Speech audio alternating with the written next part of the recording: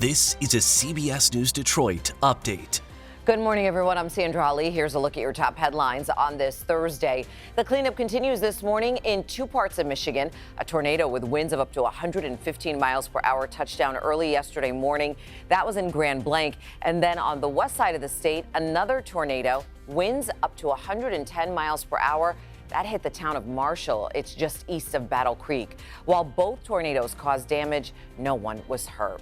And of course, you can always stay up to date with the weather by downloading the CBS News app and Pluto TV. You can also find next weather coverage on our website, cbsdetroit.com. In Washington, lawmakers will vote today on a new government funding bill. This comes just one day before tomorrow night's deadline. Last night, congressional leaders struck a deal. That agreement would continue to extend funding to 6 agencies through March 8th. The deal would also extend funding for other agencies, including Defense and Homeland Security, through March 22nd. Michigan State University's board trustee Dennis Deno and board chair Rima Vassar could soon be out of a job. That's the recommendation after the completion of an independent investigation on MSU's board of trustees.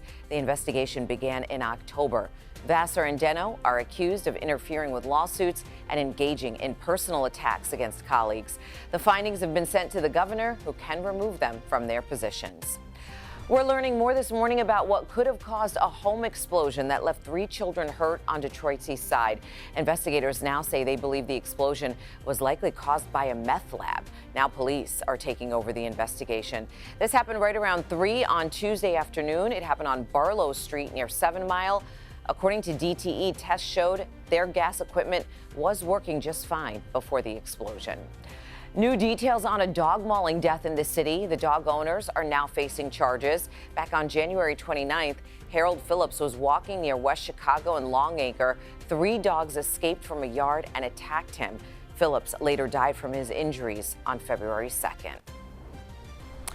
And now let's go ahead and get a check of the forecast with next weather meteorologist Troy Bridges. Troy? Sandra, if you're outside at all yesterday, it was brutally cold at times, mainly because of the wind. The good news today is the wind isn't going to be as strong. We will have some of those wind gusts near 20 miles per hour, but nothing near those 40-mile-per-hour wind gusts we had yesterday. So yes, at times it will be breezy, but a much better day. Still chilly, though. We'll see tons of sunshine today, a big change over yesterday's cloudy skies. So not a bad day to get out and wash the car, just deal with the cold. We will be at 32 by noon, then 39 for the afternoon high by 3 o'clock. We'll see a lot of sun today, and that trend continues for tomorrow, and then we'll begin to see some cloud cover rolling in for part of the weekend, but the rain, the snow, all of that holds off. Of course, there were some flurries yesterday, a whole different setup today, as those temperatures are going to be cold in the upper 30s for highs, but plenty of sunshine. The opposite of yesterday. Remember, we saw those temperatures drop yesterday through the day after starting off in the 50s.